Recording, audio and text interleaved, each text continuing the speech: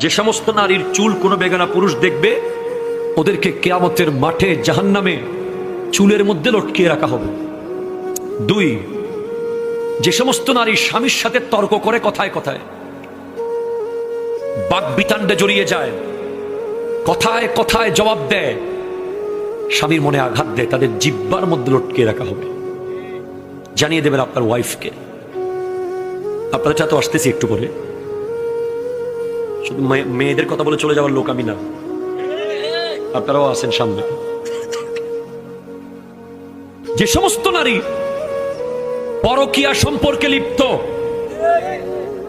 এবং বিয়ের আগে বিবাহ বহির্ভূত প্রেমে লিপ্ত, এ সমস্ত নারীদের বুকের দুধের স্তরের মধ্যে প্যারাক মেরে লটকে রাখা হবে জাহান্নামে। নাউজুবিল্লাহ। 4, যে সমস্ত নারী উপকার করে খোঁটা দেয় তাদের শাস্তি হলো তাদের মুখ দিয়ে বিভিন্ন অঙ্গ দিয়ে আগুন বের হবে। 5, যে সমস্ত নারী ভালোভাবে পবিত্র হয় না, নামাজ নিয়ে হেয় করে ঠাট্টা করে, ওদের মাথা হবে কুকুরের মতো, গা হয়ে যাবে গাধার মতো। নাউজুবিল্লাহ।